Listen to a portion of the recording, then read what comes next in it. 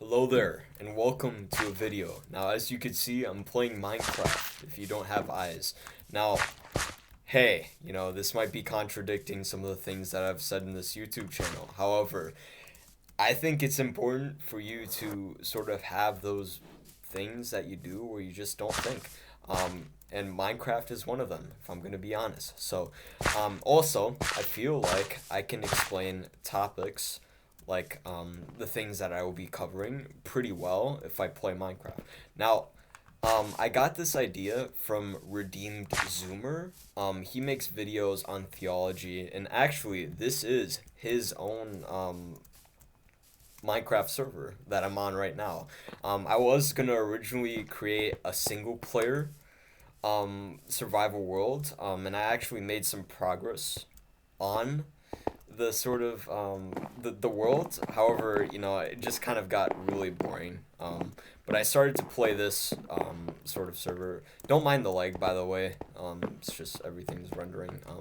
But I've started to make progress, and it just got really boring. But I've played this server, and I've noticed all the architecture and all the amazing builds, and like even just the community, like the chat right now. You could probably see the chat.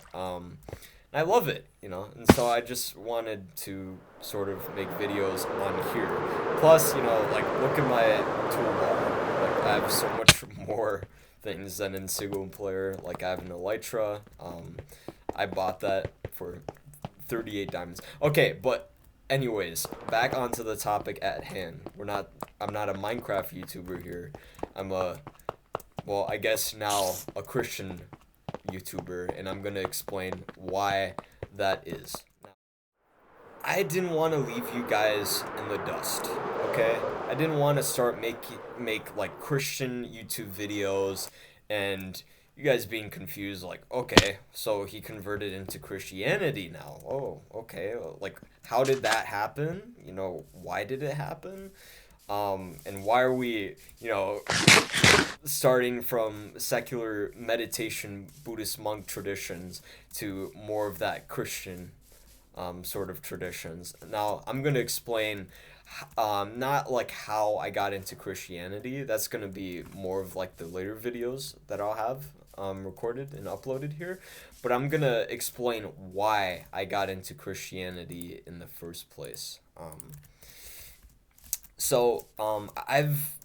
I'm not gonna give you my whole life story because then that would take 2 hours. And I know your attention span is probably. I mean, even my attention span can't even watch a 2 hour video straight. So I'm gonna save you all that time. I'm gonna make it as quick as possible. So I'll just give you the quick rundown. I lived a very horrible life of sin, of debauchery, of just pure folly. What I mean by that, sorry I'm talking in biblical slang. I mean, this is what happens when you read the Bible. Essentially, I was playing video games, I was eating junk food, I was doing a lot of these sort of bad habits, these things that completely ruined myself. Didn't help that at that time when I was at my lowest, the pandemic also hit, which further intensified those bad habits and just made me a really nasty person. Not only internally but externally. I was a really annoying person. Like if you would have had a conversation with me, you probably wouldn't even. It probably would have been very hard to start a conversation with 5 years ago Ivan. But if you were to talk with Ivan, he probably would have belittled you. He probably would have bullied you, and he probably would have been really annoying, and you probably would have just left him out of it. And I have humility, and I'll say that I was that type of person. I'm not perfect. Some of these people on YouTube, they have perfect parents, and I'm not hating on them. I'm not saying that they're bad or anything. I mean, it's good for them, but I didn't start out like that, right? I had to work my way up. I had to sort of improve by doing hard work like meditation. Now, I eventually, found influencers like Hamza, like, you know, these, like you've heard of their names, like Andrew Tate, some other people that I've honestly forgot about. But you probably have stumbled across their videos before. Now the main one was Hamza, right? And oh my gosh, I loved that guy's videos. Just his unfiltered style was just amazing. Um, and he kind of painted my life as taboo, like, oh, you're doing this and that. Oh, why are you doing that? I mean, you shouldn't be doing that. And so I obviously improved myself, because in order for me to follow what this guy is saying, I had to live sort of his lifestyle, which was of self improvement. Now, eventually, down the road, when Hamza would, take breaks from YouTube, it was not stable. It was inconsistent, and because of his inconsistent upload schedule, for example, that made my self improvement more inconsistent. So that's because I depended a lot on, sort of these influencers like Hamza. Um, and so that kind of destroyed me with my self improvement. Now, I will say I learned a lot from, sort of like meditating, from journaling, from doing all these good habits. However, I was not consistent with it. And oftentimes I would run into like these ruts where for 2 weeks I would be meditating, I would be in this high discipline state, and then, yeah, all of a sudden, out of nowhere, I hit this rut, Maybe I just eat one French fry that day, and then it's like a domino effect. Then I start eating chocolate, and then there you go. I'm all of a sudden playing video games, jacking off, eating chocolate, eating Takis again, and literally becoming the opposite version of who I was a couple of days ago. It was crazy. It was wild. That's who I was essentially in this self improvement. So technically, I wasn't really improving my life, because all the progress that I made in those 2 weeks, they all just crumpled and falled and not falled. They all basically destroyed and were basically gone, put into the fire, for a lack of terms. Um, and it was basically the same repetition, self fulfilling prophecy for, these years. Now, recently, this further intensified. You know, I would say last year I was not social. Being social really helps me out, with like sort of the improvement side of things. And I put on this whole persona of being this lone wolf character. Like, oh yeah, I'm gonna grind on my business and grind on my self improvement, even though I wasn't even doing that. So I was like, there was no excuse essentially. I was saying that I wanted to grind on my business, but I wasn't even doing that. I was just scrolling on Instagram, on TikTok, on YouTube. I mean, I was a degenerate, and I still acted like, oh yeah, I'm this lone wolf, I'm this tough guy, I don't need people. I really do need people. I'm I view myself as like an extrovert when it comes to like talking with people. Um, to summarize it, sort of, self improvement was unstable, and oftentimes this sort of lifestyle would leave me in the self fulfilling prophecy of building up things and then completely demolishing and dismantling them. So it was almost like, you have the angel on your right shoulder and then you have the devil on your left shoulder. And then every 2 weeks, you take advice from the angel, and then the next 2 weeks you take advice from the devil. I mean, you just become this totally different person. And it was very depressing, honestly. Like, I've never felt depression before, but being in that sort of loop just did not feel good. It was long-term sadness, and I think you characterize that as depression. Now, hey, no, I did not go to the doctor. The doctor did not, say, oh yeah, I have depression. So it's not, I forgot what you call it. It's not like clinical or anything. It's just the sort of emotions that I felt. So it was just this bad emotional state. However, um, when I got into Christianity, and I've been at it for, I would say, I mean, I haven't been on it for that long, like not like a couple of years, but more like 6 months. I mean, which is still, it's still a fairly long time for new people.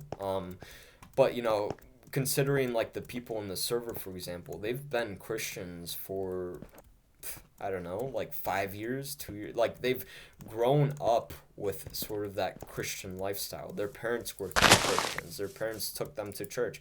My parents really didn't take me to church because although yeah, they were Orthodox, I mean, they have this messed up belief where the church isn't the priority, which I will talk about these sort of topics in later videos because they are very important to address. But no, I mean, I didn't have that sort of parenthood or that mentorship in my life. However, I am thankful for my dad because he sort of gave me enough, I would say, to the point where I can fully become Christian. He didn't like actively preach in my face like a Baptist would or an evangelical, but it was sort of lingering in the background, I would say. But I didn't really care too much at the time. I think it was more of like subconscious. But anyways, I started really getting into it these past these a couple of months ago with like the Bible, and I fully improved myself. Now I haven't been in ruts in ever. I've been having full discipline states where I would have to originally wait like 6 months of like deep rut in order to get this like sort of discipline state where it's like, oh yeah, I'm not gonna become like this again. I'm not gonna play video games again. I'm gonna actually improve my life now. I'm gonna get into this like this sort of grittiness feeling. Now I just get that on command thanks to Christianity and some of the practices that I keep sacred, which again I'll get into that with other videos that I will upload in this channel, like how to pray properly, for example, or how to read the Bible. So now that I've made these sort of commitments with my Christian beliefs, I've really improved myself. And like even with the Bible, I tell people all the time that aren't really Christians or like agnostics that you should read the Bible, because even if you're not like this devout Christian, you still learn a lot of timeless self-improvement techniques that will last a very, very, very long time because it's rooted in religion, right? I mean, like, even if you were to read the Quran, for example, the Quran has a lot of time. I mean, even if there's a lot of contradictions, which I will also address in videos, you could still learn a lot and you could still have that sort of long-term effect with your self-improvement. A lot of the modern advice we have of self-improvement, where it's like, oh yeah, meditating, journaling, oh yeah, gratitude journal, those are all modern techniques that have only exist for 10 years and have made popular by influencers like Hamza in like a couple of years ago, like so fairly recently. But these, old self-improvement, timeless techniques and hacks, or whatever you call them, advice, they have been there for a very long time, like 1,000 years. So I tell people, you should read the Bible even if you aren't a devout Christian. But once you have that sort of faith aspect where like you start to believe in a higher version of yourself and you link that with like Christianity, you get even more, I would say even more like, you get it even more benefit, I would say, with like reading the Bible, praying, and just Christianity in general.